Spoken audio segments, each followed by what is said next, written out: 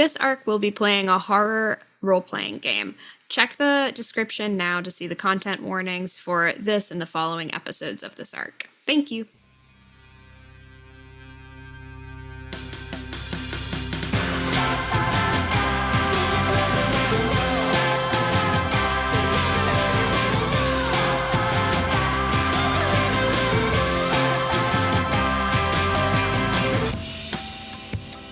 Hello and welcome to this episode of Read, Play, Game, the podcast where we look at tabletop role-playing games from every side of the table.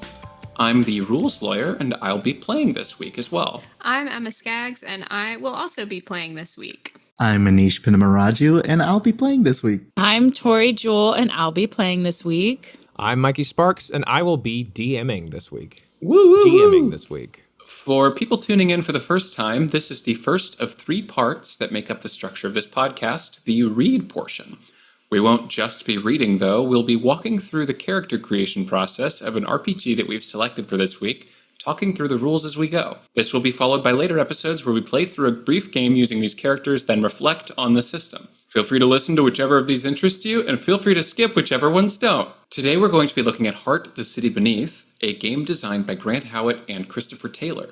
Both of these designers are very prolific in the tabletop role-playing game space. Perhaps what Grant Howitt is most known for is Honey Heist and his other one-page RPGs that are used on all sorts of different actual play podcasts as well. You know, stuff like Critical Role, Adventure Zone, all those others, a lot of different things. They're some of the most popular one-page RPGs. In fact, I believe Emma based our Barbie RPG that she designed off of Sexy Battle Wizards by Grant Howitt. So we've touched on his stuff before. Very, very talented creator. But it's a collaboration between him and Christopher Taylor, who is also a pretty prolific game designer in terms of game designer for not only tabletop role-playing games, but also video games and board games and such. Something I learned recently, which I didn't know before I was doing the research for this, also was just talking to somebody else about this, I think at the con we were just tabling at. He had a hand in designing the special system for the Fallout games, like the original Fallout video game. Hell Special, which yes. is, I don't remember what that stands for. I've never really played Fallout, but it's like strength, perception, endurance, charisma, intelligence, agility, and luck. Okay. which was You're special. We know how to teach Tori how to spell now. We gotta assign them different meanings. And so someday we'll come up with something for RPG. Read, play, game? Oh. That's honestly great. That would be great. Those Good idea. stats Let us are know in the read, comments play, what and y'all game. think RPG Read is should the stand nerdy for. one. Play is the... Anyway. What was interesting was that Fallout was originally supposed to be based on the role-playing game GURPS. I don't know if any of y'all have heard of GURPS. It's the generic universal role-playing system, which is a pretty old system, which is from like the 80s, I believe, which was supposed to be applied to any setting, a universal one that still gets additions today. It's pretty popular, but because they objected to Fallout's violence, Christopher Taylor and Tim Kaine, the creators of this system, had to design the special system. But it's very heavily influenced on that. Not that any of that is relevant to the game today. I just thought it was fun. So, That is really cool. yeah, so Heart, the City Beneath is actually kind of a sequel game.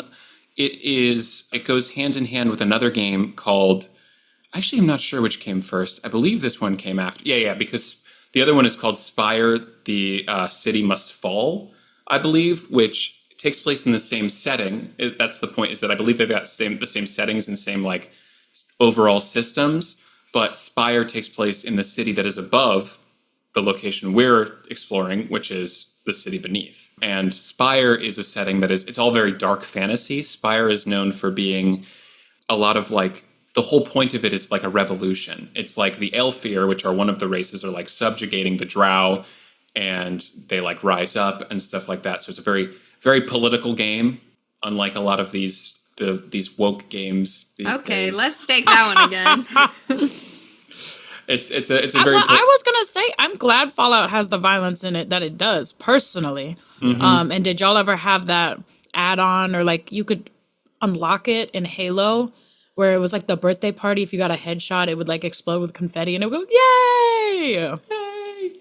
Love that. Yeah, I remember that. Fallout's great. Fallout 1 and 2 are both incredible. So, yeah, this system is... The Spire one is more political and specifically like about a revolution and about those relationships between the different groups. But you can definitely see the DNA of that in this, because you see that they talk about the Aelfir and the Drow and the Gnolls and the humans. But this is more of a horror game, I would say. It's much more horrific. It's about delving into a dungeon, which is supposed to sort of be similar to, your classic dungeon crawl stuff.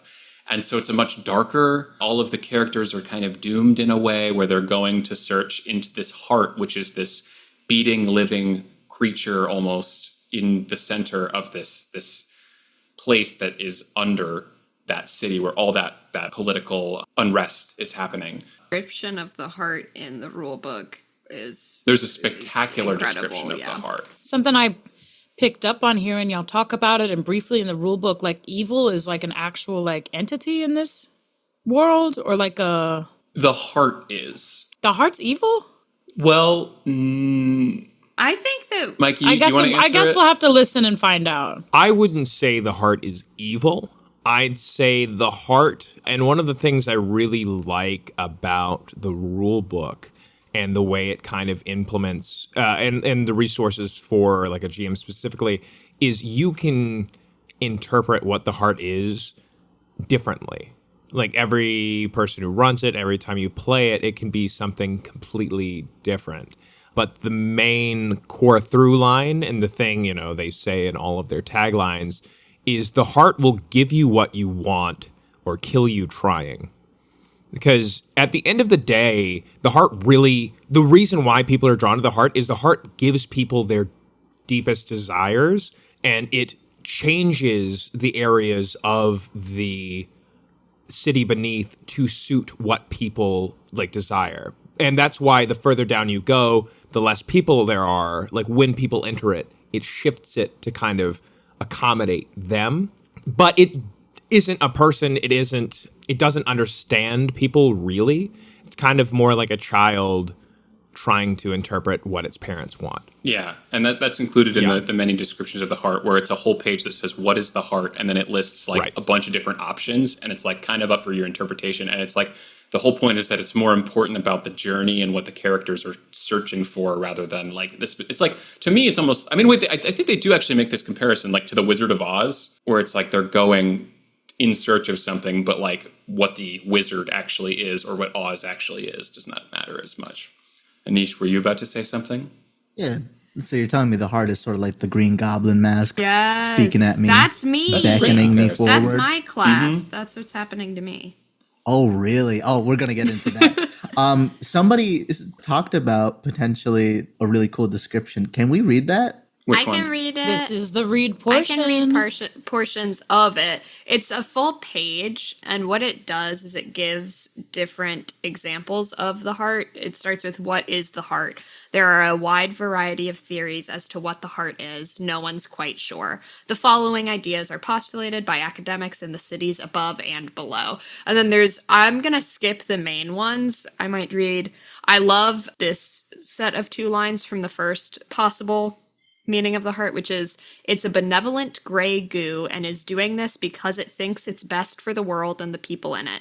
It is as intelligent as a child and a mushroom at the same time.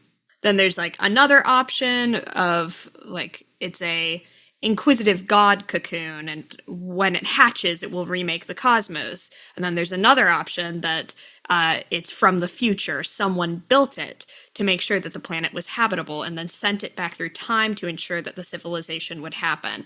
And all of these are really well thought out. And then they have, or alternatively, the heart is a giant slumbering creature and the areas within are its dreams. The heart is an engine powering an unknowable world machine. The heart is the mass of world stuff at the center of the earth and the planet is dying. And then it gives other options as well. So I just like that. I really like that they don't say the heart could be. They say the heart is every time. It includes all of this. Nobody really knows. Here are all the theories. People believe what they believe. The language of the book is also very, very good. I also like the tone of some of the things they say. One of my favorite parts in the beginning is when they give like, here's some things you should keep in mind when you read. and they have a section on dice. They say, we use dice as both a singular and plural term. We realize this is strictly incorrect. So they're just like, don't at us.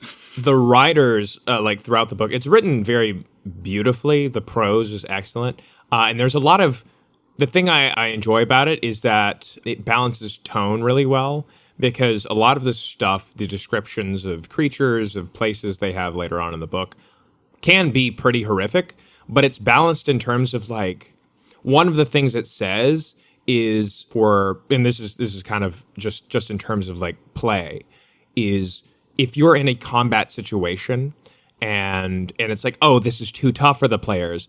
It has suggestions for if combat's too hard or if it's too easy. If it's too hard, it says, oh, let the creatures like realize that the players are just too pathetic to actually kill.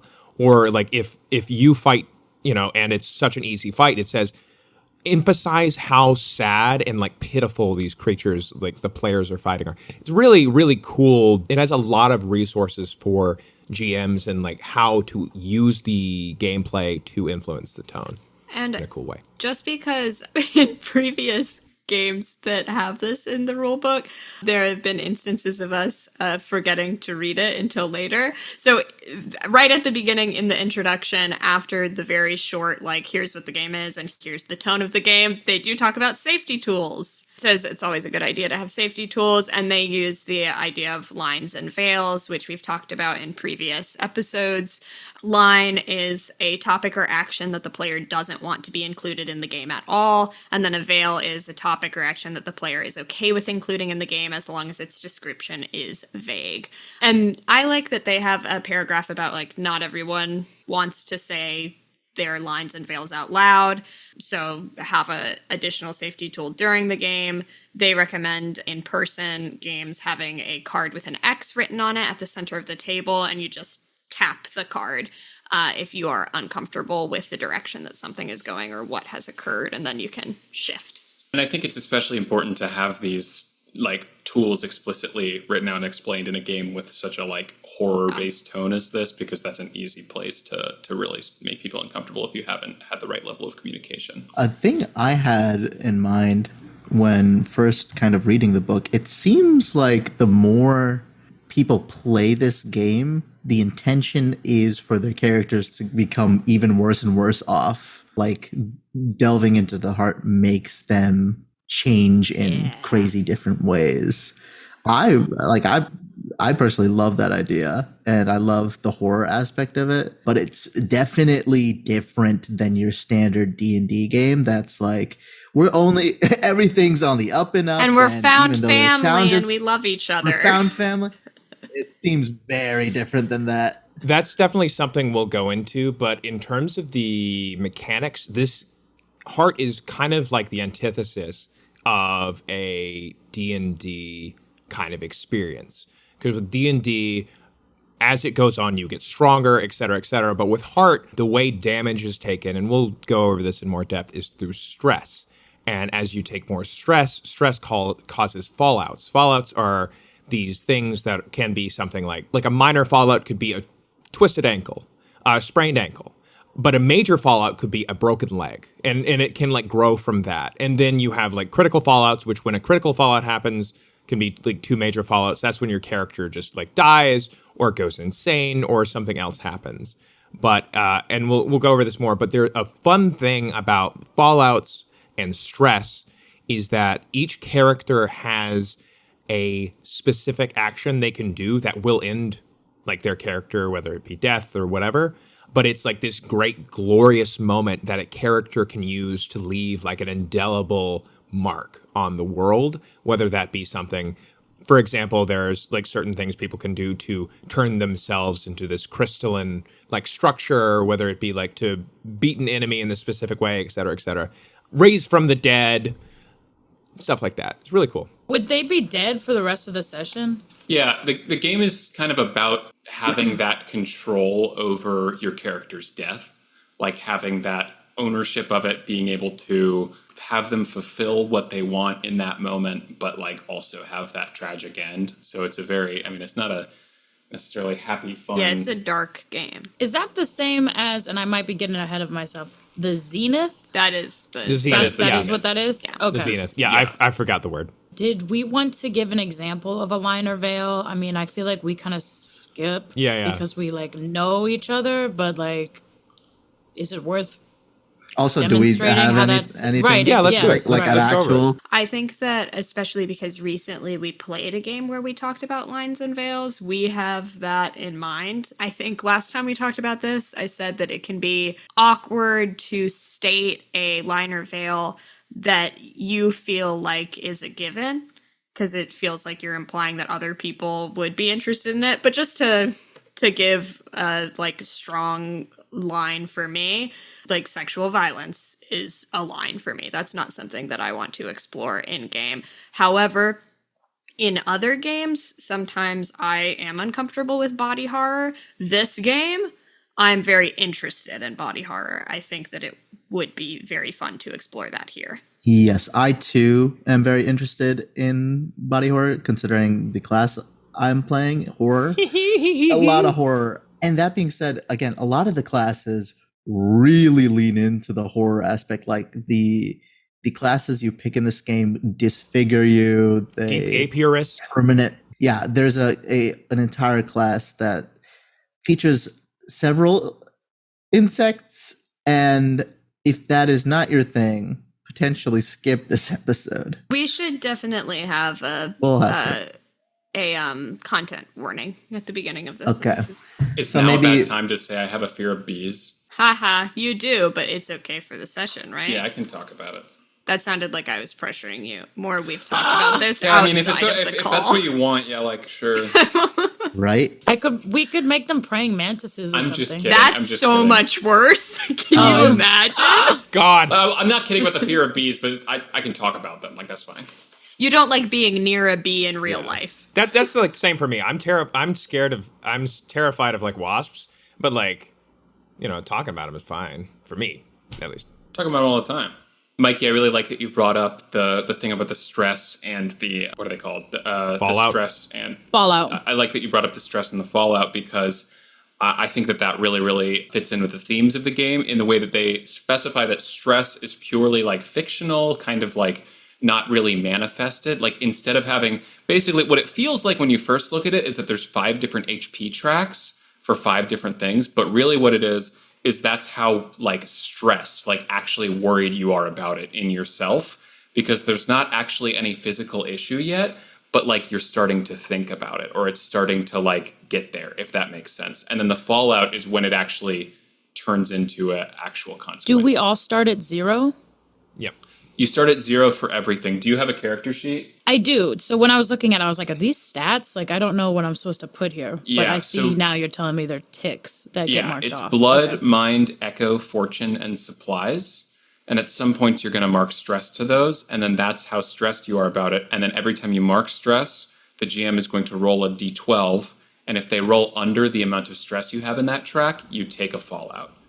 Which Right. means the more Damn. stress you have, you're more likely to take that. But if you only got 1 or 2 stress, it's not as likely they're going to roll 1 or 2, but they could. So Got it. like the risk is always there, but the more worried you are about it, the more likely you are to like slip up. I like to think of it as like for blood, because that's specifically physical injuries. You're like maybe like using your bad leg a little more than you should be doing it, and then like you're thinking about it while you're doing it. You're like, oh gosh, this is putting a lot of strain on this, but like nothing bad has happened yet, and then some big moment happens and you break your ankle or something, and that's what the fallout is. I can see Fallout field at the bottom of the character sheet. What are protections? Those are going to reduce the stress you take. So what do you have protections in? So I didn't write that down. I don't know. I'll- That's later. We can go That's over that when later. you're looking. Yeah. okay. Yeah, This is we're kinda about to nitty-gritty. we're about to go over we're going to go over characterization, like building a character, and go over the world a little bit, and that'll kind of answer all the questions about your character sheet, the information on it, and how you use that during play. Great, awesome. Yeah, so we're going to launch into it a little bit, and the first thing we're going to talk about in the world, we've gone over the tone a little bit on the lore.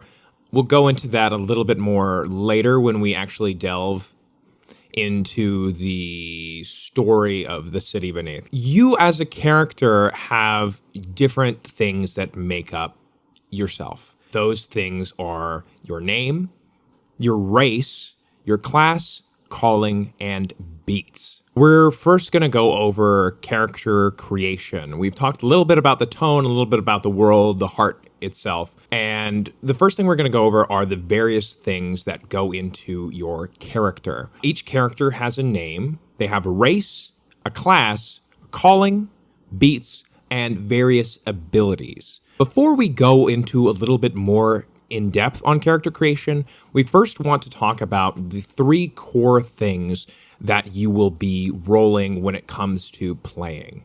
These are your skills, your domains, and your knacks.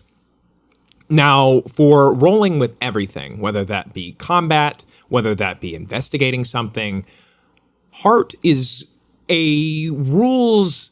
What it tells for games masters to do when playing the game is if a player is trying to do something, you don't have to ask them to roll every time. Because specifically with this game, stress is stressful. It's a lot. The more stress you take, the worse your character will do, the more fallout, and the more likely you are to die. So if a character's trying to do something, that makes sense, like, oh, I'm going to look into this place, I'm going to turn the light on, unless that's specifically something that will potentially lead to a problem, no need to roll for that. But the way rolling works for everything is you always start with at least one d10. And the d10, in a similar way to how some of the other game systems we've played roll, is your success or failure is in a spectrum from critical failure to critical success. Now that goes from, if you roll a 1, critical failure, a 2 to 5 is just a failure, a 6 to 7, success at a cost, an 8 to 9, an outright success, and a 10 is a critical success. Now, you can roll more than one d10 if you have a relevant skill, whether that be something like compel. If you have a skill in compel and you're trying to convince somebody, you could roll 2d10. If it's relevant domains specifically, and we'll go into this a bit more later, domains are the places you're in. Like specifically, if you're in a temple, that could be in the religion domain. So if your character class has a relevant domain with religion, you could roll another d10. And your final will be a relevant mastery or knack. If you have a knack in something, you can roll an extra d10 as well. Now, that covers how you're rolling the different d10s. The final thing we want to talk about real quick is the different kinds of things you'll be rolling for, the different kind of actions. Now, for most things, it can just be a standard. If you succeed on 1d10, whatever, like if you roll 3 and you get a 10, great, that's a critical success. Or you could be doing something risky or dangerous. Now, doing something risky or dangerous means if I roll 3d10 and if it's a risky action, I remove the highest result of those 3d10. Now, if it's a dangerous action, you remove the 2 highest results. So dangerous actions can make things incredibly difficult. So yes, that covers basically how die work, how you add more die, and those kinds of things. We also talked about stress a little bit earlier. The way stress works is, for example, if you're doing something and you fail, you roll, for example, if you're in, you roll like a d4, d6, it depends on the location. You add that to your stress. Like if I roll a d4 and I rolled a 2, I add 2 to my stress, and then to see what a fallout you get is a d12. How much? What do you roll for fallout again, Jess? The GM rolls a d12. D12, yeah. For fallout, you roll against your stress, and if it's greater than your stress, you do not suffer a fallout. If it's less than your stress, less than or equal to your stress, and 6 or less, you take a minor fallout and clear all stress. So if you take a fallout, your stress resets to 0 on that track. And if it's less than or equal to your stress and 7 or more, you take a major fallout and clear all of the stress. Yeah, so that kind of in brief is how the basic systems of rolling, success, and stress work in Heart. Now that we've covered that, we're going to go over creating a character. This is on page 11 of the rulebook. Also, correction, I realized I said race, but in the book it says ancestries for the different kinds of Alfir, Drow, all that stuff. That's my bad. Yes, which Emma had pointed out in a Monster of the Week is like important intentional distinction, which hadn't occurred to me before. I did. I don't remember doing that. Okay. We were talking about orcs or something. I think Michelle's character and anyway, it was just I was like, oh, that's a good point in terms of like role playing games. Like like the new D&D that just came out also has changed it from race to like ancestry, or I can't remember. Awesome. So yeah, launching into character creation, we're going to use Emma's character Promise is kind of an example of how to make a character in Heart. Yeah, we talked earlier about names, but the first major distinction for your character will be their ancestry. Now, these ancestries make up the different kind of people that live in Heart. There are 4 common ancestries in the Heart. These are Drow, Dark Elves, Elfir, or, High Elves who oppress the Dark Elves, humans, and Gnolls. There are no mechanical differences, but a lot of cultural and more flavor differences that you get when playing different ones. I chose to play an Elfir or the High Elf, and while you're building a character in this game, the first step when you choose a background or an ancestry, you have to answer a question. So the question that I chose to answer is, you still cling to one luxury that keeps you centered. A habit, a style of clothing, a drug, etc. What is it? And I decided that I still have a cashmere cloak that I use that has actually been fashioned from my old baby blanket, but I like fine cashmere clothes. And then also in the ancestry section for building your character, you get to roll for some, or at least for Alfirs, I did not check for the other ancestries. You get to roll for trinkets and keepsakes that you have. When I rolled, I have, let me make sure I've written this down correctly. Yes. I have a semi-functional music box with me, as well as glasses with red tinted smoked lenses. So I am pretty cool. Music box has to be one of the top 3 images you get in your head when you hear trinket, right? Yeah. Oh, yeah. Especially like only partially working. Pretty classic trinket. Beautiful. Great. So yeah, after you choose your ancestry, you're going to go into your calling.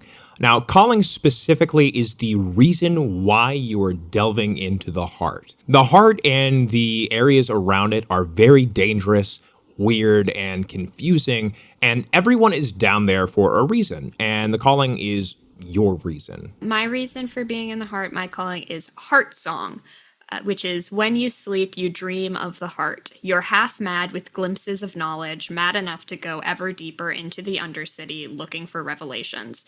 That gives me the core ability in the blood, which means I can move through the heart as if blessed. It gives me extra protection to echo, and these also come with some questions. So the questions for Heart Song was, which 3 images, symbols, people, or creatures do you repeatedly see when you dream? I actually saved these questions until after I looked at them, so you'll see some connections with other things that I'll bring up. But the 3 images, I have a repeated image of a man who is kind of constantly shifting. So Emma cannot describe what he looks like, but my character definitely has a clear image of what he looks like. So that, then there's like a pulsing light that I'm constantly kind of plagued with. And the last one I think it was fissures. I was interested in like fissures, cracks breaking open. So this kind of mystery shifting man, pulsing light, and fissures. The other questions are, what signs do you look for to recognize where the heart is strongest? I liked the idea that it's not anything external to myself, but that my like blood pressure spikes and my heart starts beating faster and I get clammy when I know that I'm near like a strong source of the heart. Then I'm going to skip to the last question, which is, your connection to the heart has touched you in some way. How does it manifest? I think that my eyes are clouded over with this kind of light, which is why I wear my glasses all the time to kind of hide that.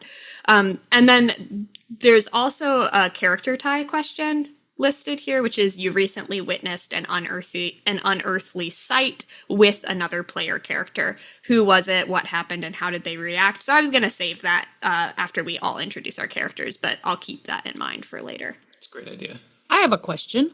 When did you have these dreams? Have you always had them? Did they start recently? Yeah, I do. After I looked at all of these little bits together, I pieced backstory as kind of all of it.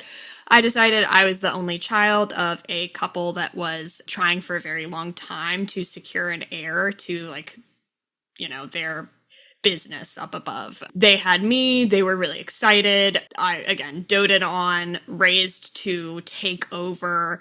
And then I started getting these visions when I was like a young teenager type age. It affected my work, but they were still like being very controlling of me. I would sneak out when I could, but like couldn't do that much. And then when I was about 18 or like very young adult, they miraculously had a second child. And so they didn't care about me anymore and they let me go. And now I am like, it wasn't like a full rejection, but more of a like loosening the ties. It's easier for them when I'm not around because they now have this heir who's my younger sister. Shout out younger siblings everywhere. Yay, I'm a younger sibling. So am I. And then Same. for my beats, do you want to talk about the beats before I share? Because you get them with your calling. Oh, yeah. I'll just give a real quick. So one of the great things about Heart, and we talked about it earlier, is the beats system. Beats specifically are things that are unique to each player. And the player can list them out as beats. And in the description of the beats, it does say these are things that the GM should seek to include in the campaign. So it could be something as simple as, like, for example, fighting a big enemy that like drops a certain level of resource or something, but it gives the GM a great way to see these are the things the characters want to experience and to weave them into the story. Another thing about beats real quick is that the different callings also have beats, whether that be minor beats, major beats, and then zenith beats, which allow you to unlock your zenith abilities. The minor beats that I chose, we decided to stick primarily with minor beats because we will not be playing a, full campaign. We're doing a shorter version of the game. I picked to consume something of the heart, eat the flesh of a heart's blood beast, etc. And consume something of the heart, and let your curiosity lead me into danger. Those were my two. Do you get 2 or do you get 3? You get 2. Up 2. Right? 2. Yeah. You get 3 of something else. You get 3, I think, abilities. Yes. Mm-hmm. Minor abilities. So yes, those were my 2 beats that I will be going for. And then the last thing within the calling section is another randomized table. Roll 1d on the following table to determine what you carry with you. And this is where that mystery man comes in. I have 20 sketches of the man you're convinced you're going to meet down here, all made by different artists. So I've been getting artists to draw this man for me because I am plagued by dreams of him. Is what about the Does man? he look good? What was that? Is he ugly? I don't Does he think look he's good? I don't think he's like ugly or handsome. He just kind of is. What did you Neutral say? me? What did you say you wanted to do with the man? I said I'm plagued by dreams of him. Okay. Great. Default me? Awesome. So yeah, we talked about beats, callings. Next, we're going to go into classes. So like a lot of different TTRPGs, Heart has classes. The thing I like specifically about the classes in Heart is that they are weird. They are very odd and confusing and really twist more traditional classes in a way that I think is very fun. Like specifically, one of my favorites, I love Junk Mage, because Junk Mage are like mages, but they are magic addicts. And we're going to go into that with Emma's character. I didn't know you like junk mages that much. How fun. That's me. I'm a junk mage. You always knew there was something more in the city above. Magic is a pale imitation of what it can be in the heart. Moving right along, I really like this section. You've tasted the dreams of the ancients. You know that vastly powerful things slumber in the city beneath, and you know the secrets that plumb your brain directly into their vast alien consciousness. Your spells are cobbled together from snatches of dreams, shards of true names, and the ravings of madmen. You are on the bleeding edge of magic. And a big portion of this is that the power is undeniable and addictive. So there's this kind of need to continue to consume and to get stronger, learn more, that propels you forward into the heart. That gives me skills in discerning. I have a domain in the occult. I have a vial of cursed ink, which is very fun. And then I picked a hungry knife for my equipment, which is a weapon, and it's brutal, bloodbound, and dangerous. Do I know what that means yet? No, but I'm excited to find out, and it sounded rad to me. And then the core abilities that come with Junk Mage are Ravening Knowledge. You crave the touch of what others call madness, which is really cool that when my mind stress is 4 or higher, I roll with Mastery when I attempt to cast a spell. So like getting stressed or feeling like I'm losing my mind makes me more powerful in a way. And then I also have Sacrifice, which says you are willing to sacrifice anything for another hit. If I'm casting a spell from this class, I can opt to destroy research with the occult domain. I roll the resources die. The amount rolled is added to your protection value. So I can sacrifice something to better my spell casting. And then it has really, really fun options for minor abilities. That is what you pick 3 of. The minor abilities that I have are Back Pocket Arcana, which means that my satchel is overstuffed with occult leftovers, shavings of Spire Black Amber here, Cursed Squid Ink there, nails from wrongful crucifixions that you can press into service, which gives me +2 to supplies protection. Woohoo. And then the other ones that I chose were Mark of Hunger. I can taste the power slumbering in the city beneath, and I want it more than anything, which bled into my beat choice of wanting to consume something of the heart. It gives me the Delve skill. And my last one is Wretched and Glorious, which I'm very excited about. My body is a prison, and when it blurs or breaks, I feel closer to my patrons. I have the cursed domain.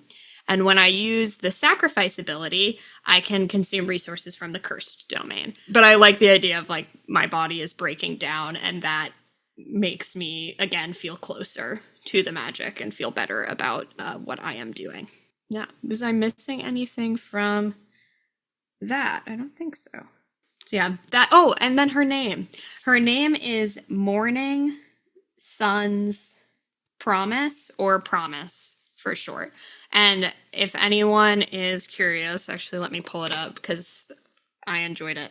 My parents named me that because they had been waiting so long to have a child. And then, they were really excited that I could take over. My little sister's name is Awaited Last Miracle. And her name is Miracle.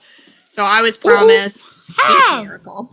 That's cool. I had never heard of an Alfear name before. I was like, what? Are these typos? Like... Yeah. So for somebody not super into the lore or whatnot, I definitely had to Google it. It's basically like, as far as I can tell, like verbs and nouns separated by dashes. Yeah. Yeah. It's like a little phrase. It's like a phrase, but like mostly they go by one word with like acquaintances, like one word out of it. So I was in between being sun and promise, like S-U-N and promise, and I was like, I like promise better. Promise is fun. Yeah. Spoiler alert for Tori and I's characters. I don't think we adhered to anything in terms of your names, of our naming choices. My name is Tori. My name is Grex. Oh, Stagmare. Whoa!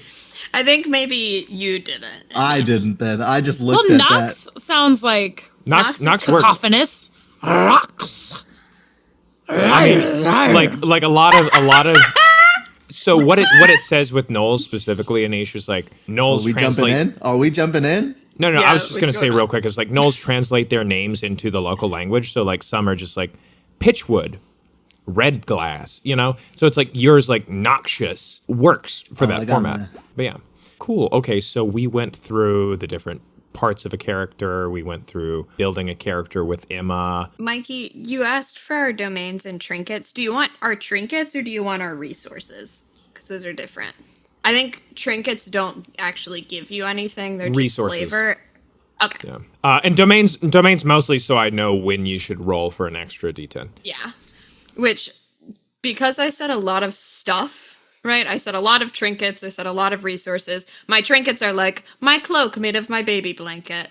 My glasses are trinkets, or like my journal with all the pictures of that man is a trinket, versus the resources that I have are a vial of cursed ink, which gives me a D6. I think it's like plus D6 in occult, and then a hungry knife, which was that brutal, blood-bound, dangerous weapon that I have. Did you pick a major ability, Emma?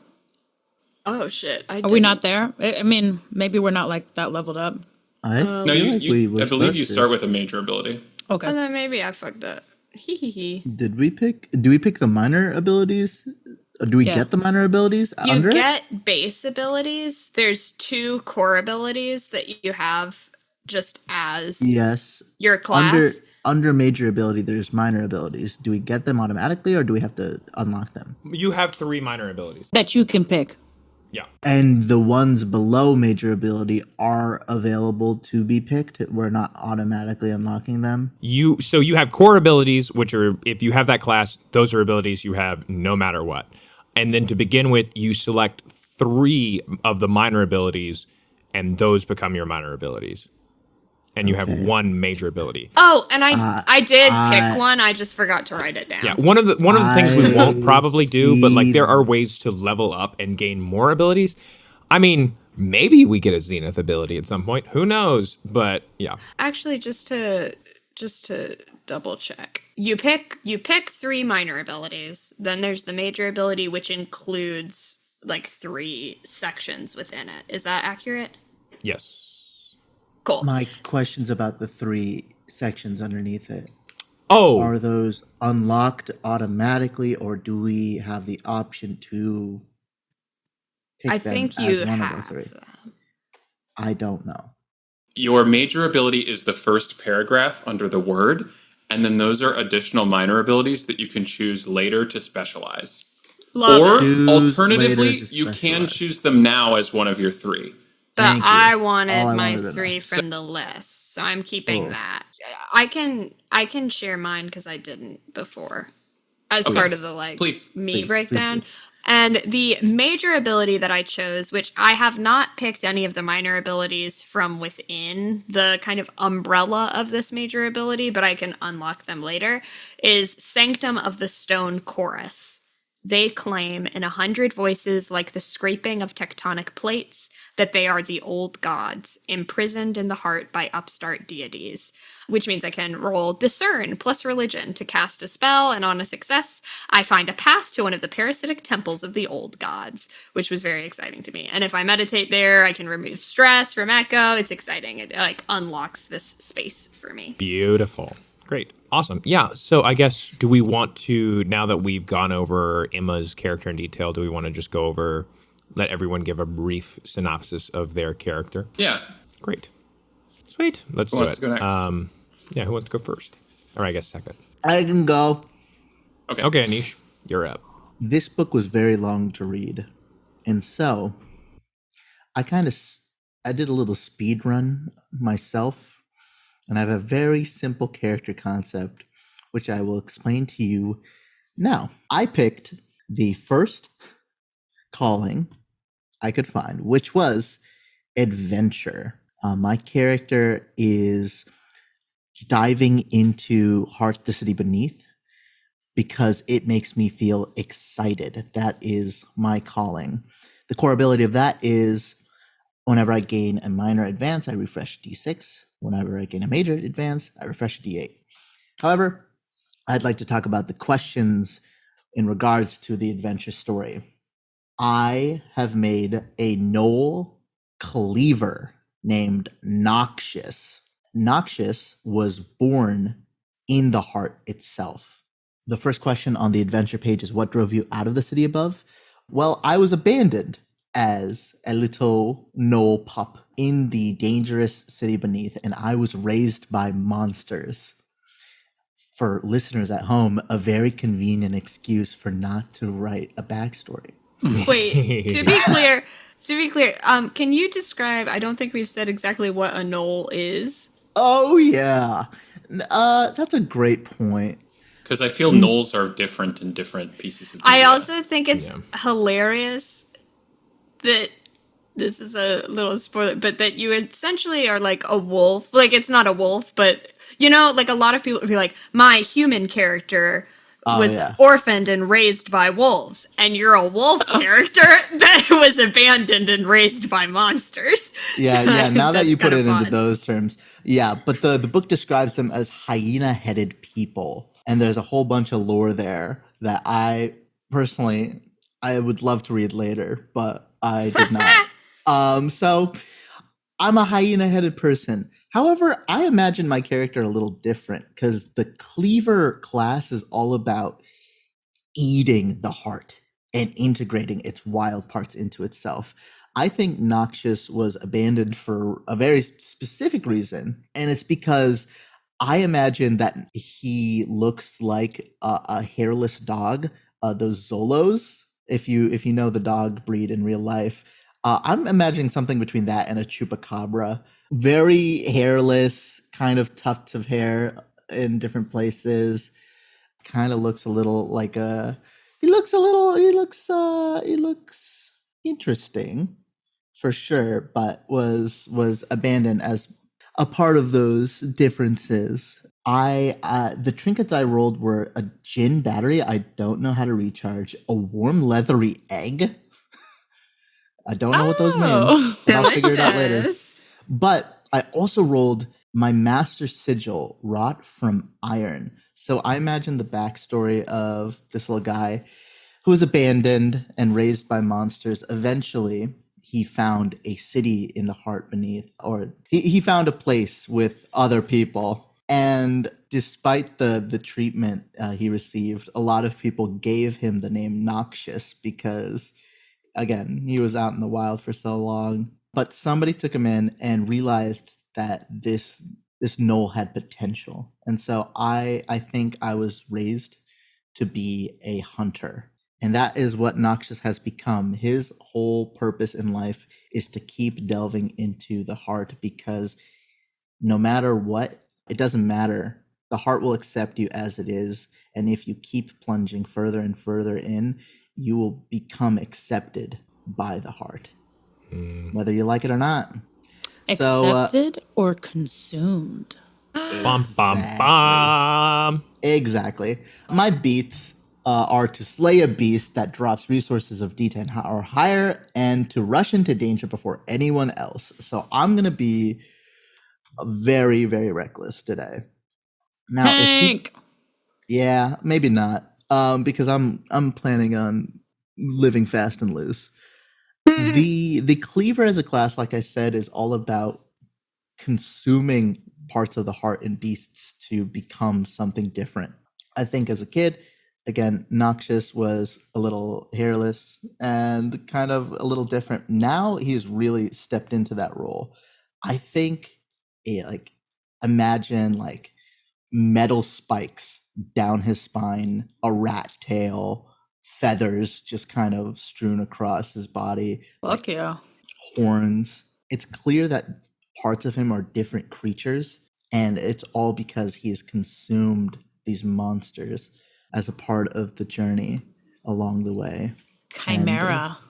Yeah, it's kind of a chimera. That's sick. I'll talk a little bit about the cleaver itself. My main skill that I automatically get an extra dice in is Hunt. My domain is Cursed, which is all about, I think the heart, anything to do with the heart and its cursed is on me. I just have a freshly harvested heart that occasionally twitches. Think the photo of Dev Patel with a giant heart from Green Knight, but worse. I have a hunting knife and some bone charms that help me out. And I'll quickly talk about all my abilities. The core abilities. The first one is Heart's Blood. I have a bone-deep connection with the heart itself. The closer I get, the more powerful I become. So I don't know what this means personally, but the minimum protection value for all resistances is equal to the tier of the heart you are currently on. And this might become more relevant as we play a longer game of heart and we dive further and further into the heart. And that value doesn't add to the other resources of protection, but my base protection can't be lower than the current tier we're on. So the further I go into the heart, the tougher I become. And my second ability, which is the coolest shit ever, the Red Feast. My crucible gut plucks memories from the meat. So when I eat a resource, I gain any domains associated with that resource until the end of the situation. So if we got like a weird, like occult creature, I'm going to eat it and get its cool occult powers. If I already have access to the domain, I gain the appropriate knack, which means I just get double good at it. There's no limit to what I can eat, but tough or noxious materials might require an endure plus cursed check to avoid causing yourself harm. Consuming resources requires your attention and leaves you exposed. So doing it successfully in stressful situations, such as combat, could require a sneak or evade roll. So love the idea that this weird little guy, this little creature, is just going to eat the fucking thing we just killed. Love it. And my three abilities, besides my major one, my three minor abilities, pretty simple. Darkling eyes. I have pitch black eyes, and they give me full range of sight. I can see in pitch blackness as if it were full daylight. My favorite ability, pitch skin. So I have this hairless skin, but at will, I can secrete night black tones as tar seeps through the pores. I gain the sneak skill, and from the secretions, I can just like sweat flammable adhesive material that I can use as a glue. And I can just do that at will. So imagine this like jet black little, I don't know what to call him, but he's noxious. An amalgamation. This chimera. And my final skill, twisting territory. I fought tooth and nail in tunnels and pits to defend what's mine. Gained the Warren domain. I think that domain specifically focuses on like tight corridors, tunnels, all those things. And once per situation, which is combat, I can ask the GM who's in charge of the immediate area around you. So through some sense, I gain an intuition of the apex predator there. And then whenever I use that power, that being gets the uncanny feeling that they're under threat. So my character is all about hunting, making sure I stay freaky and weird and eating cool stuff. And my major ability is that I have a giant fucking bow, the extinction bow. With this ability, I gain access to this huge ranged weapon, which has a kill D10 die. It has the tags tiring, ranged, and expensive. So I imagine that this is a bow that was given to him by his master with the sole purpose of just continuing to dive further and further in and kill more and more. And now for my specific other questions for adventure. So the first question is, what's the most dangerous beast or individual you've heard tell of, and why haven't you defeated them yet? I think Noxious has killed a ton of monsters and critters and creatures, but I think the monster he has heard tale of that he hasn't defeated yet is this beast that people keep telling about, that people have never seen, a beast that people have only heard, that whispers to them riddles in their heads. People only hear about the ones who guess the riddles correctly. There hasn't been a story yet about the people who don't. And that scares Noxious, because Noxious doesn't like to think with his brain. And he doesn't know what that creature is capable of.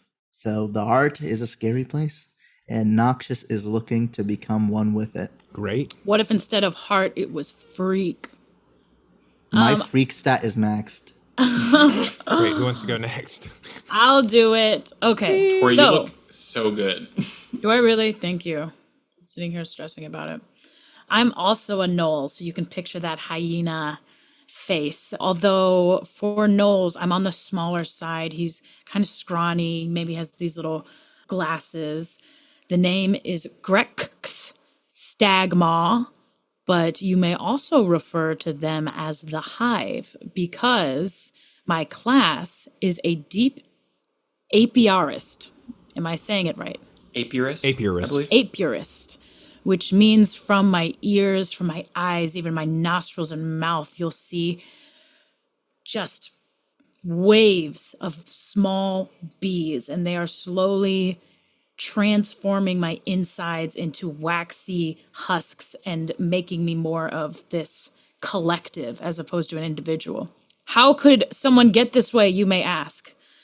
So I had read that the Knolls are at war with the Alfir, and wherever Grex had grown up, I believe his parents were not soldiers, but were suppliers, like tinkerers, like building either defense structures or whatever, but met a young Alfir while exploring in the woods named Lost Ice Mirth, or Mirth for short, and they fell in love. And so my calling is penitent, meaning I've done something horrible. And so the horrible thing I did was fall in love with this Alfir, and they're two separate, at war groups. And in an effort, and Juliet. Literally, Nolio.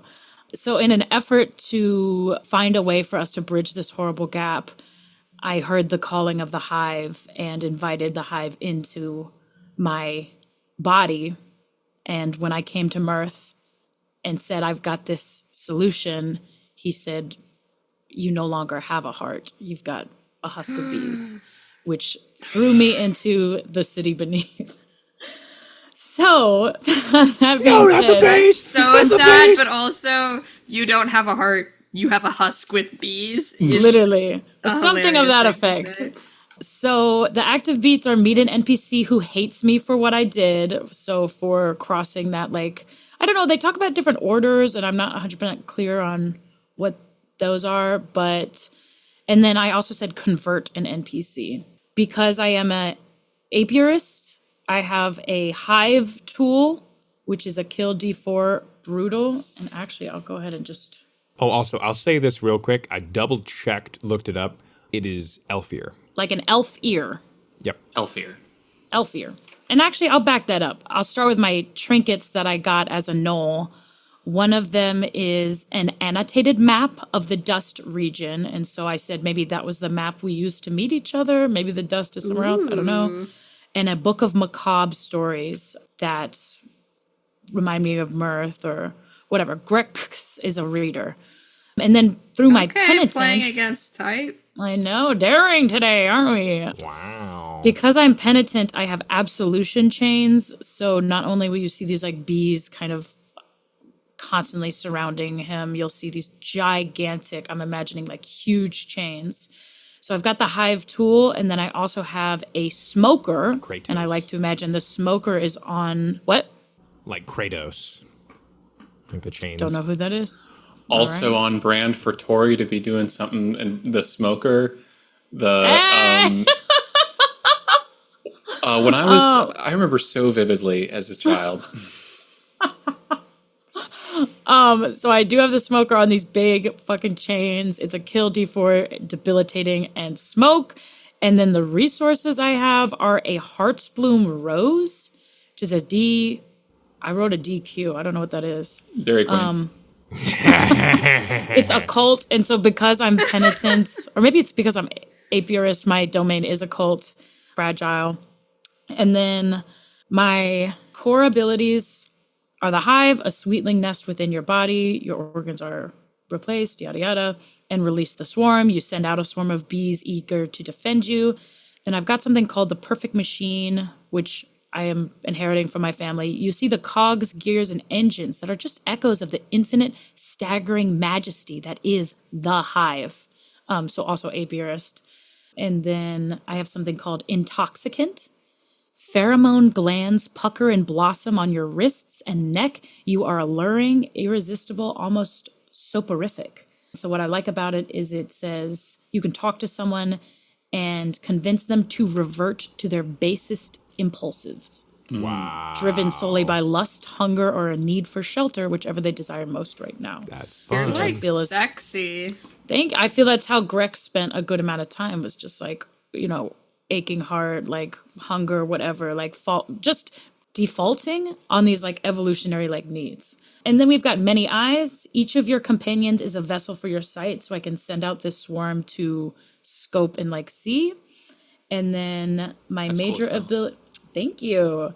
My major ability is Delirium Spike. The sacred majesty of the hive fills you with fizzing, unstable power. And it, I think, just boosts my release this swarm. Yeah. And so that's Grex/the hive. We'll see which identity ends up winning the body in this my Hell chain of absolution. Yeah. Cool. All right, should I do mine? Yes. And Yer. are we a party, or do you like mean? is that how people usually play Heart? Like, are we Yeah, an I adventuring think, party? right? Okay. Yeah, you're all together, yeah. All right. I had that one character tie question. I have one too. We each Me have one, which we too. should. Yeah, revisit so when we can go over that at the end, I feel like, because that's like the last little. And I feel it's like we were talking about, less of a party in the context of like a D&D type game, and more of a like we probably You're like you're forced together by the events that have been going on. you're there's a term for like it. reluctant. Well, not, I wouldn't say necessarily reluctant, but just out of convenience. People you need to have other Serendipity. people. Partners of convenience, like companions of convenience Sure. or whatever. Like that's a specific Yeah. term. I can't remember. That was really good. Thank you. Really? Yeah, I was like, I love "Oh, this is there Keep getting compliments. Wow. Shout out to Heart. All right. So my character, and this is actually a character I'm bringing back from a previous game of this that I played, which was actually where I discovered this game, where we kind of talked about bringing it into the podcast. So shout out to my local game store, Atomic Empire. They do the monthly We love Atomic Empire. RPG. I love They do a monthly RPG book club, which is kind of what inspired me to do this, to even like talk to y'all about the podcast. So really cool stuff they do over there. And a shout out to Tyler specifically. He does a great job of selecting all of these cool games to play every month. And this was one of them. We've got some other games that we've definitely played. I played for the RPG book club that I brought and put on our list. So this was the character that I played during that. So Tyler, if you are listening to this, you will recognize this character. We should go there for our 100th anniversary or something. Whoa, we Our should do a 100th 100th anniversary. 100 years of replay game. So, okay, so just overview of my character. My character her name is Domain over Castle's Pride. She is referred to by acquaintances mostly as Pride. She's an Elfier as well. She comes from a wealthy, affluent family, as many Elfier do. Her family specifically. So the question that I chose to answer when I was creating the character was, your family name was ruined due to a cataclysmic social faux pas. What did they do? So I kind of interpreted this. I think I kind of came into this sort of backstory ahead. So mine is like kind of vaguely that, but the name was ruined because essentially my family was a very affluent family that owned a sort of company that was company organization was selling a very like addictive product to the public, that they were, had a lot of underhanded business practices that were at play there. And so generally we were taught these questionable business practices the whole time, how to manipulate people, et cetera, and very, very rich, very, very successful. And then suddenly my parents died, leaving my older brother and me to take care of the fortune and the company ourselves. And so my brother took care of the most of the actual business decisions, while I was doing like bookkeeping, and I was doing like a lot of questionable, like moving numbers around, trying to do the most profitable thing to continue to have that exploitative company. But what I didn't know is that my brother was taking on massive amounts of debt in order to do this. He was interacting with a lot of shady organizations and individuals, taking out loans, et cetera, and completely just had a fully owed so much to everybody, which I had no idea, despite the fact that I was keeping the books. And then one day he died, and all of that debt was transferred to me. And so it is so much debt that the class I have selected is the Incarnadine. I believe that's how it's pronounced, which is essentially a cleric of the god of debt, which is called Incarn. So essentially, as an Incarnadine, I am, decked out in very, very nice apparel. I look like I'm constantly just hunting for wealth, hunting for gold, because I'm trying to pay back debt, but I'm also I have to carry out Incarn's will because of the debt that I have to all of these people, all of these, just the the debt has accumulated so much that it's like spiritual debt almost. It says one day you woke up and found parts of your life missing as though it had been rummaged through by celestial bailiffs. Property, possessions, memories, family members, emotions, and desires were divided up between your creditors by an unseen force. So just completely all in one day, like overnight after my brother died, just everything was switched around and chaotic, and I no longer had any control or will over myself. So with this, though, I get to sort of enforce this and sort of continue and go into the heart to seek out this fortune, etc. So my calling is that I was forced, which is you don't want to be down here, but you don't have any choice. You're a prisoner, an initiate to a cult, or someone's blackmailing you. So I have to carry out this will to collect debt and to enforce this because I have no other choice because of my own debt. That being said, I sort of have my real desire for being here, which is also kind of underforced, is knowing what I truly want out of the heart is to find a way to resurrect my brother, not because I miss him or love him anymore, but because I don't want this debt. I want it to transfer back to him, and I resent him for that. Yep. So I am constantly working toward that while also carrying out the will that I have to do. But that is what I am seeking to revive him. What is with the siblings and the elves? Yeah, it's very funny to me that we've got the two gnolls and the two elves with the weird sibling backgrounds. What were the other options? Dark elf, drow? Drow and human. Yeah. Oh. Nobody wants to be a human. I almost picked human just because we didn't have any humans, and I was like, I'll round it out. And then I was like, I'm always trying to round things out. Do what you want. Not going to do it this time. Hell yeah. So my beats are that I want to claim I'm doing something for my masters, but really it's for me. So that goes hand in hand with sort of my secret desire as opposed to actually, carrying out their will. And then I have do a favor for someone to gain leverage. So very much she is based in manipulation, and she's always trying to get the better of people to, make things more convenient for herself, because that's what she's been doing her whole life, and now she has to. So in terms of actual class abilities, and what did I get from that? And what do you get? The item I have is I have my brother's preserved eye in a jar, because I'm carrying around this last piece of him that I have in order to, perhaps I can do some ritual with it to bring him back. And I also have glasses with red tinted smoked lenses that I'm wearing. And we match! Wait, did you also select that? I missed that part. Yeah, you got it. Well, randomly. you roll for it. Oh yeah, you roll for it. Yeah. So I also have those, but these I believe are my brother's. So maybe we were friends. Character tie questions incoming. Yeah, that's a good connection that we could have. So yeah, I have his glasses on, and they've got these gold rims, is what I envision, because I'm very elegant. I have you wouldn't know by looking at me that I'm in the most unimaginable amount of debt, because I'm dressed all beautifully and I'm very beautiful, and that's my thing. I don't look like a normal guy. I look like the most beautiful person you've ever laid eyes on. And then my character is also pretty. That was good. That's good. I also have a guild brand on my upper arm that sort of represents the a tattoo brand, etc. that represents Incarn.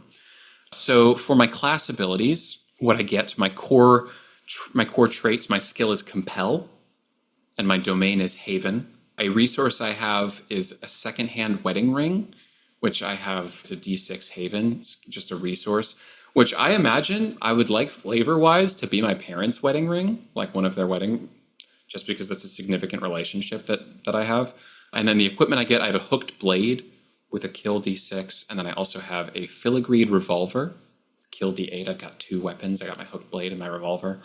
So yeah, I'm ready to kill, except I have opted. Yeah, question. How did they die, your parents and your brother? My brother, I just found him dead.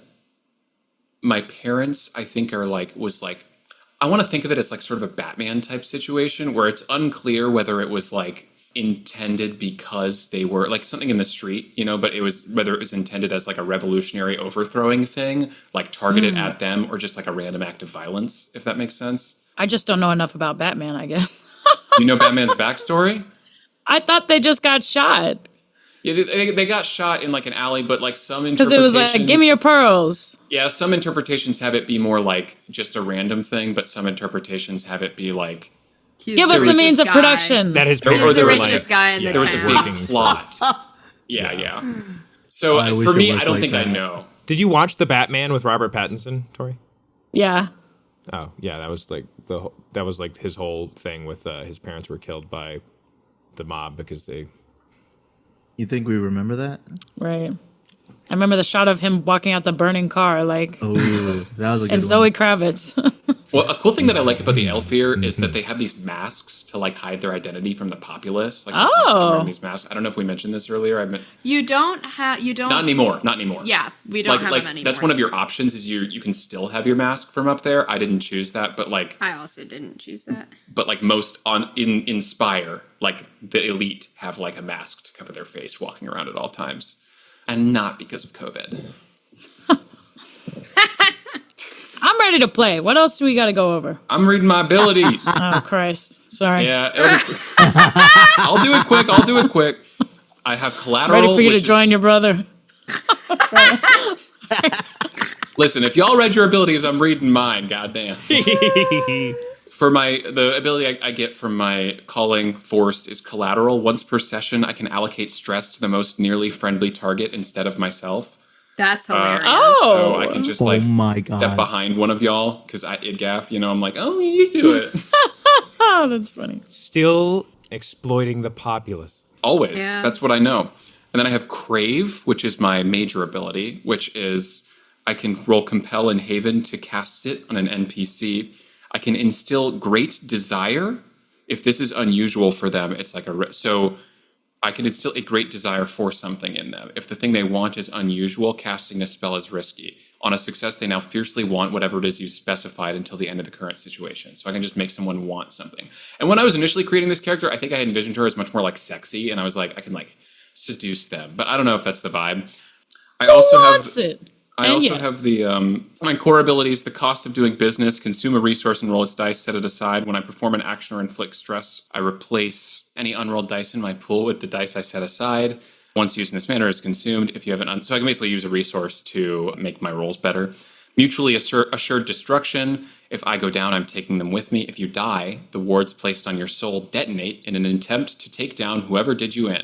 You explode and inflict stress equal to the D8 plus your current fortune stress on anyone standing nearby. You're kidding. I'm like Junkrat in Overwatch. Don't come to Heart tomorrow.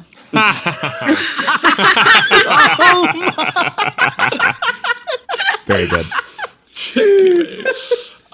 As one of my minor abilities, I actually chose an expansion to my major ability, Crave. So I chose the minor ability, Addict, which elaborates on my Crave ability. Whenever I cast that Crave ability to give them that desire, the target will desire the subject of your choosing until the end of the session. If they don't get what they want by the end of the session, they will either descend into violence to acquire it or lose their mind in despair.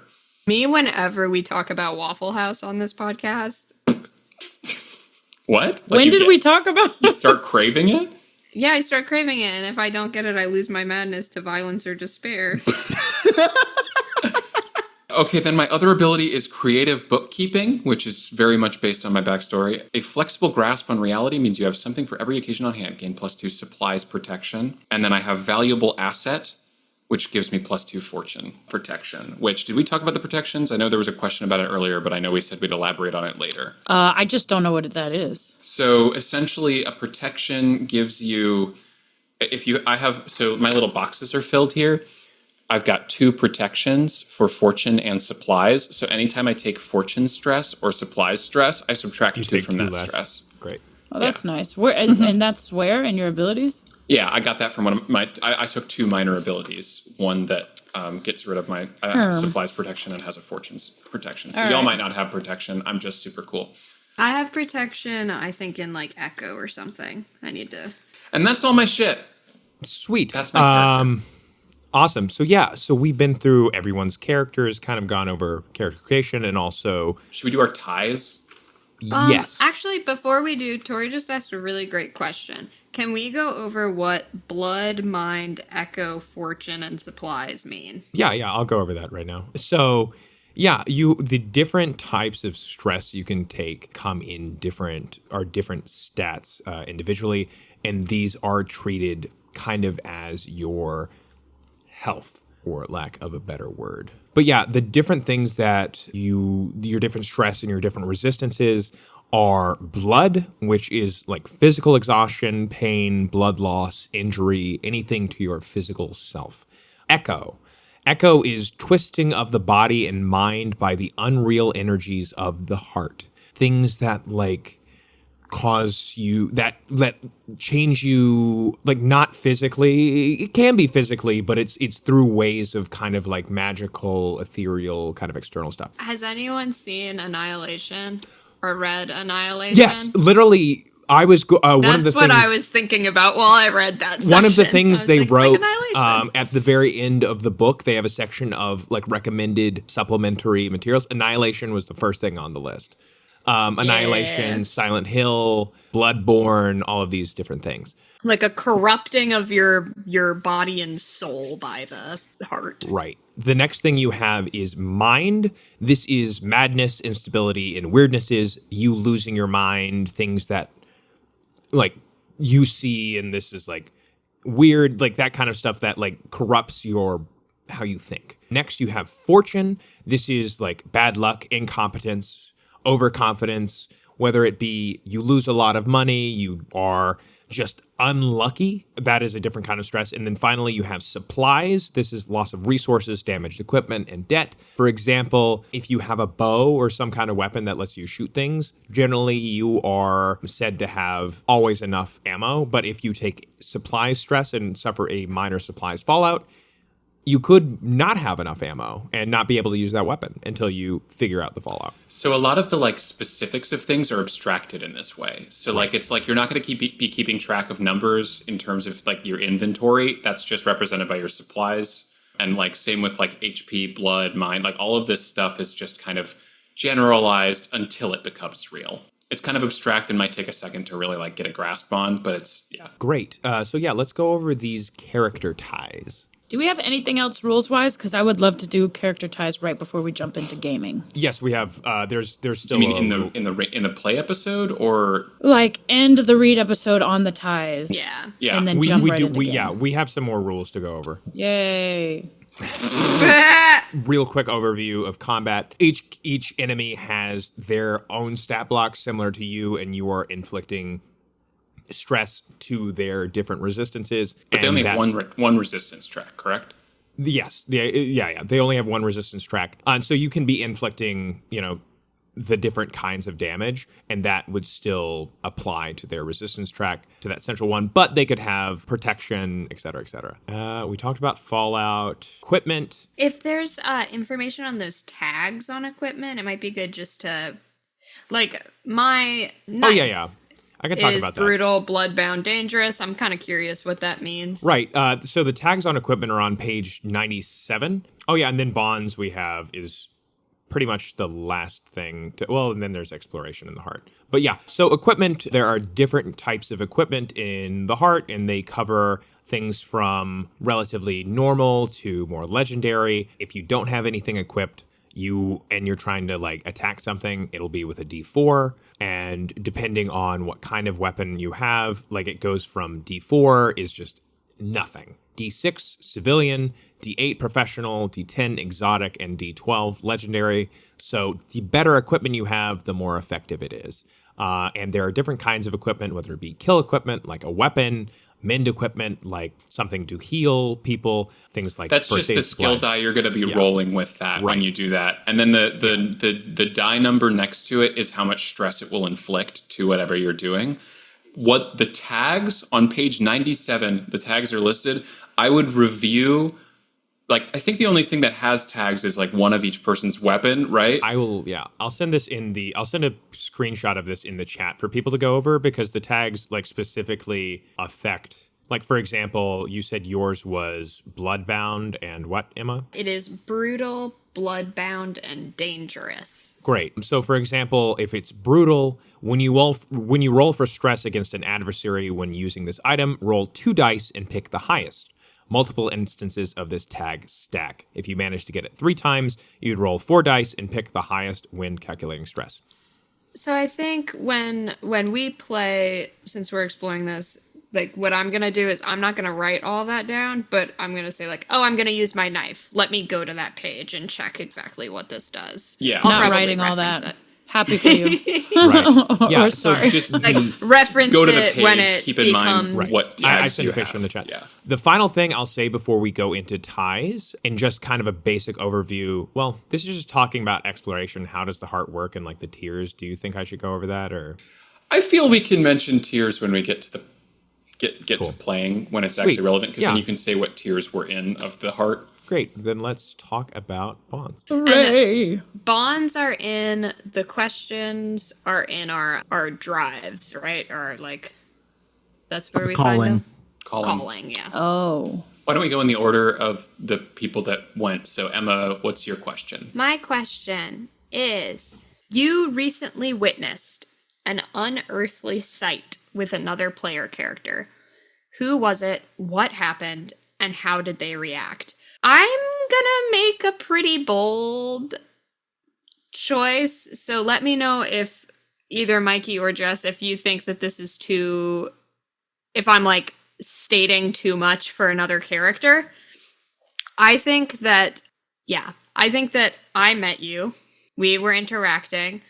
I didn't say who. LOL. I met Pride. We were interacting. And as usual, I think with everyone I meet, I show my book of 20 sketches. And again, they all look a little bit different because it's all different artists making them. But I'm flipping through and you're like, okay. And then one of them strikes you as a resemblance to your brother. And then there's a, like, quake of magic and a form appears and then disappears. A form? Like a person's form. Just, like, subtly appears and then disappears. I'm positing that I don't think I know this, but I'm positing that maybe the man that I'm looking for is also your brother. Yeah, that'd be cool. Beautiful. And then I think next is Anish. Oh, sorry. I didn't say how they reacted. Oh. I think that Pride reacted very strongly and probably negatively. Maybe attempting to get to the figure, but it was already gone. Yeah. Does that sound certainly. right? Mm-hmm. Yeah. Great. So Anish. I actually have 2 character type questions. I have the first question. You and another player character barely escaped from a dangerous situation recently. Who was it and what happened? This sounds like some fun antics. So how about a trip with me and the Hive? You know? We're down in the depths of the heart. I think it was dangerous because there was water involved. The situation was we were walking, and the floor beneath us opened up like an orifice of some kind, and we were sucked into a tunnel that led to just like a vat of acid, like a stomach. Like we were just like expunged into some place. And I don't know if you know this, but apparently, especially in Minecraft, the bees can't go in water. And like, I bet your little buggies didn't have a fun time with all the noxious liquid. So I think I helped you up by like keeping yourself up, Grex, and I think we managed to get away from the situation using your bees as or what sort of insects are they, by the way? I don't know. Yeah, they're bees. They're bees? Yes. Yeah, okay. I feel like explicitly they say bees. I'd be curious to see if anybody like is hacks it. specifically bees. Bees, right? Okay. Yeah. Wanted to specifically Let me make sure I'm not pulling that out of my app. I love that. Yeah. I'll expand more on that when it's my turn, because I've got a question I feel like relates to yours. But what's your second question? My second question is, recently you and another character returned from a delve with an item for a wealthy patron. That person wouldn't give it up. Why and what was it? And I'm between promise and pride for this, mostly leaning towards pride, because there's lots of debt involved in that story. I think that would make a lot of sense for me. For certainly. pride? Yeah. Wait a sec. Am I supposed to have 2 questions? I only have 1. I only have 1. Okay, cool. Just making It's sure. just adventure, I guess. I have 2 as well. So beautiful. Oh, interesting. These gnolls are going out and doing shit. Okay. Any further to expound on that pride? Well, we have what do we have to know about it? What the item was? Yeah, I'm wondering if you didn't want to give it away. Wait, because one of your beats was you wanted to get an item from a monster that was worth D10 or more, and maybe this is why. Oh, okay. What do you mean this is why? Because like maybe it's like because pride wouldn't give the item up, you need to get another item to fulfill a contract or something. I need to. Yeah, we gotta.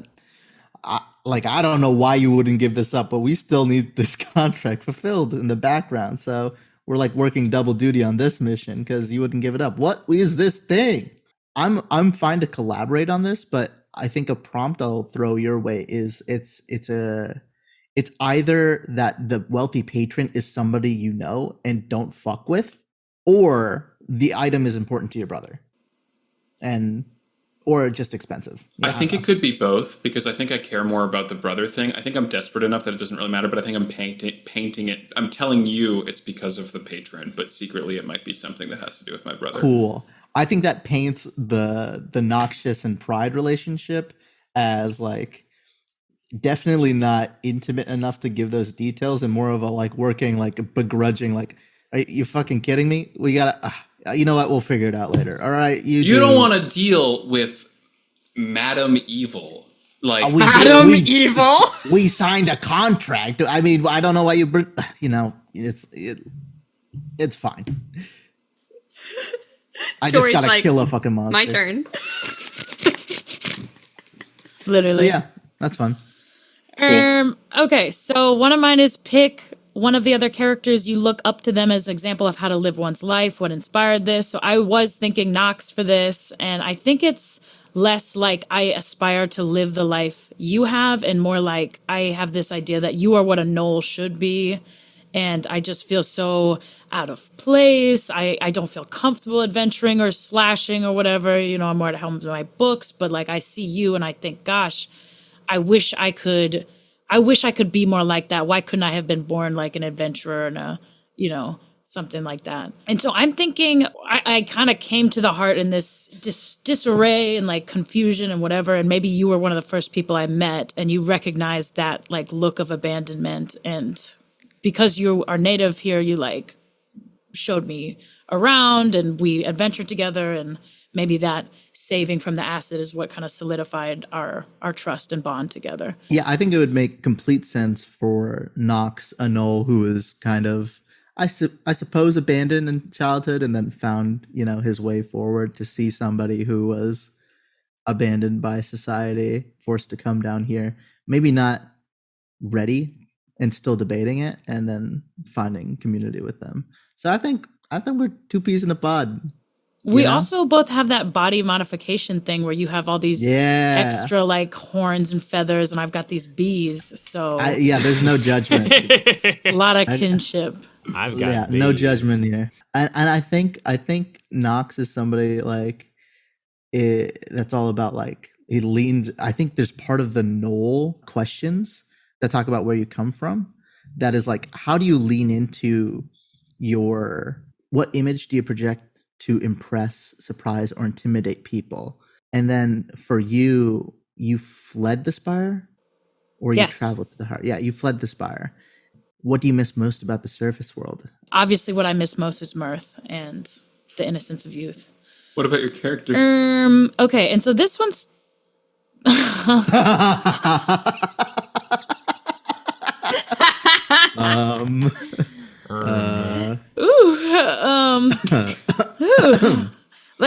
to the game heart. Why are you going for my actual heart?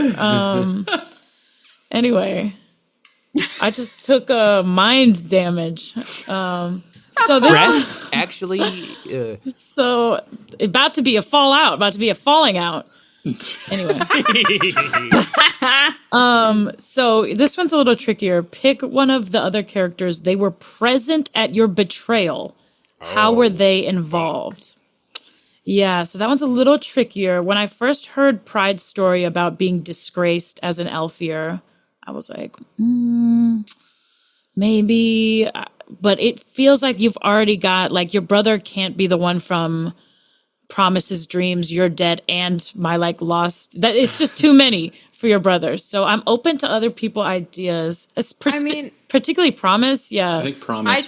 I did live above ground for the majority of my life. Maybe one night when you were sneaking out, and there's like, I don't know, maybe like tunnels or like different off the beaten path where like somebody who's, you know, trying to escape their parents or just get some distance would go, but also two young lovers would meet. And so maybe you had seen me and Mirth be discovered by the Elfier, you know. I'll pause it. I'll posit something. You can take it or leave it. Pause you. Pause at you. What if I told on you? What if, like, I got caught sneaking out and I, like, tried to You're like, well, I was like, protecting Mirth because yeah, like, just to get the heat off of my back. Of you. Wow. Do I know you're the one who did it? Maybe not. Maybe I'm the only one who knows. Because for me, it almost was like, I feel like an ambush. Like one day I went to meet with him and all of a sudden there was like a crowd there or something. Yeah. Okay. Love it. Drama. Oh, and I didn't say this before, but just me being around, since it seems like y'all all have like work connections, I don't think I have left Pride's side since you had the reaction to the person in my book. I think that probably fucked with me too. Like that probably I've been following you around. If you have been trying to get rid of me, I have been even if I have, I mean, the fact that my brother showed up for some reason, I'm like, do you have something? But also I'm like, kind of, I think I do try to be like more of a loner vibe. So like if you're following me around, then I'll just be like, I don't know this person. Jess, what's your brother's name? I didn't come up with that. Think on that one. I'm curious. I'll think about that. Yeah. And then whatever questions you have. Maybe you don't remember because wasn't it taken from you? Like different memories and stuff. Oh shit! Perfect. A fun and that's and what's lazy really solution. fucking hard, especially because like I feel like I might have been starting to like forget what he looked like a little bit, and then I probably saw that image and I was like, Spirited away a little. And it's like the Steven Universe drawing style because they're all different artists.